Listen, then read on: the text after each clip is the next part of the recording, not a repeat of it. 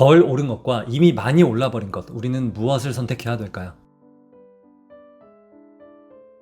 네, 드라마가 끝났는데요. 기분이 이상합니다. 저는 요즘 영화 대본을 쓰고 있고 혹시 영화 제작사나 투자 관계사 여러분들이 관심 있으시다면 이메일로 연락 부탁드립니다. 저희 본업은 작가고요. 사실 이 작가라는 것은 배고픈 직업이에요. 그래서 이 작가라는 직업을 좀 유지하려면 뭔가 재테크가 어느 정도 좀 되어 있으면은 좀 더 안정된다고 느끼는 것 같아요. 저의 경험에선 그렇습니다. 그래서 여러분들도 일단 재테크는 어떤 직업과는 상관없이 꼭 하시기를 부탁드립니다. 오늘은 부동산에서 정말 많이 오해되는 주제, 그리고 실제 투자 성과를 극명하게 갈라놓는 핵심 패턴, 덜 오른 것과 이미 많이 올라버린 곳의 차이에 대해서 말씀드려 볼게요. 많은 분들이 말씀합니다. 여긴 너무 많이 올랐어. 이제 못 사. 덜 오른 데가 더 안전하지 않나요? 지금 많이 오른 건 꼭지라서 위험해요. 그런데 아이러니하게도 10년 뒤에 가보면 10년 뒤도 아니에요. 한 5년 뒤만 가봐도 이미 많이 올랐던 곳이 더 많이 올라 있습니다. 한국의 지난 20년, 30년 부동산 데이터를 보면은 거의 패턴처럼 반복되는 그런 현상이에요. 그런데 이 패턴이 왜 생기고 덜 오른 곳과 많이 오른 곳을 어떻게 구분해야 되고 어떤 경우에 덜 오른 곳이 기회가 되고 어떤 경우에 함정이 되는지를 정리 한번 해볼게요. 부동산은 입지라는 말을 많이 합니다. 직장 가까운 곳, 교통 편한 곳, 학군 좋은 곳, 이런 곳들은 시간이 갈수록 더 강해져요. 어차피 아파트는 외곽이나 중심지나 같이 시간이 지나면서 낡지만 땅값은 다르게 움직이기 때문에 이런 현상이 발생합니다. 자본 선호도의 변화도 한몫을 하는데요. 돈은 언제나 몰리는 곳으로 더 몰려요. 그런데 그 몰리는 곳이 이미 많이 올라버린 곳입니다. 그리고 아직은 조금 덜 올랐어도 주변이 변화가 많아서 꾸준히 환경이 개선되는 곳들 있죠. 이런 곳들은 나중에 2차 상승, 3차 상승으로 이어지기도 해요. 많이 올랐다는 거는 사실 이미 검증된 곳이라는 뜻입니다. 살고 싶은 사람들이 더 많이 모이고 자본이 계속 유입되고 전세나 월세도 잘 나가고 교통이 이미 좋거나 앞으로 더 좋아지거나 재개발로 좋아질 곳이거나 이런 곳들은 시장이 계속 밀어 올립니다. 그러면 무조건 오른 곳만 사야 되느냐? 그건 아닙니다. 이 부분이 가장 중요한 지점인데 많이 오른 곳이라고 해서 무조건 좋은 투자는 아니에요. 가끔씩 입지는 떨어지는데 어떤 호재가 생길 거라고 착각을 해서 그냥 순간적으로 훅 점프한 곳들이 있습니다. 그런 것들은 고점일 수 있어요.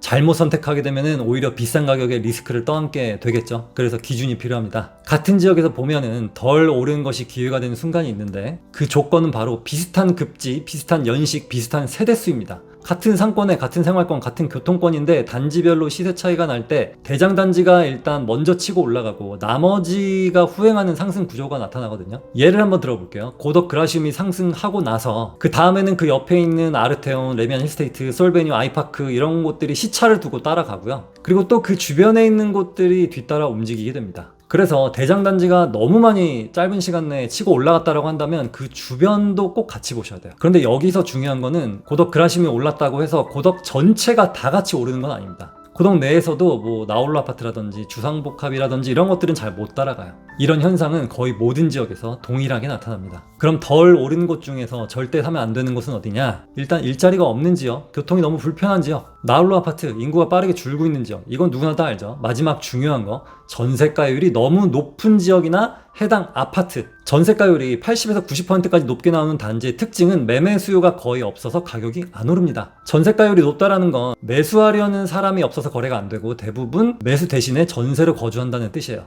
매매 수요가 약하면 가격이 오를 수가 없죠. 이런 곳은 전세가율이 아무리 높아도 가격 상승에 기여하지 않습니다. 이런 곳들은 덜 오른 게 기회가 아니라 덜 오른 게 정상이에요. 가격은 결국 수요의 크기가 결정하는데요. 많이 오른 곳이 계속 더 오르는 이유는 수요가 크기 때문입니다. 덜 오른 곳이 앞으로도 덜 오르는 이유는 바로 수요가 작기 때문이에요. 시장에서 많이들 오해하시는 게 많이 오른 곳은 이제 끝 아니야 라고 하는데 많이 올랐다는 건 사실은 그 아파트의 가치가 좋아졌다라기보다는 화폐 가치의 하락 때문입니다. 부동산은 가격이 한번 점프업하게 되면은 일정 금액 이하로는 다시 내려올 수가 없어요. 예를 들어서 10억짜리가 15억 된 아파트는 다시 13억으로 내려올 수는 있지만 이게 절대로 9억, 10억으로 돌아가기는 어렵습니다. 그 지역에 사는 사람들의 소득, 주거 밀도, 급지 등등 이런 것들이 이미 바뀌어버린 상태이기 때문이에요. 많이 오른 곳은 이유가 있고요. 그 이유는 대부분 변하지 않습니다. 덜 오른 곳은 이유가 있고요. 그 이유도 대부분 변하지 않습니다. 그리고 같은 지역의 후발단지들은 기회가 될 수 있어요. 왜냐면 대장단지를 따라가기 때문이에요. 10년 뒤에를 한번 생각해 볼게요. 양극화는 아마 더 심해질 겁니다. 수요가 쏠리는 지역만 더 빨리 오를 거예요. 그래서 여러분이 부동산을 볼 때 중요한 건 싸다 비싸다라기보다는 왜 덜 올랐는가, 왜 더 많이 올랐는가, 이 질문의 답이 명확해야 앞으로의 상승도 하락도 예측할 수가 있습니다.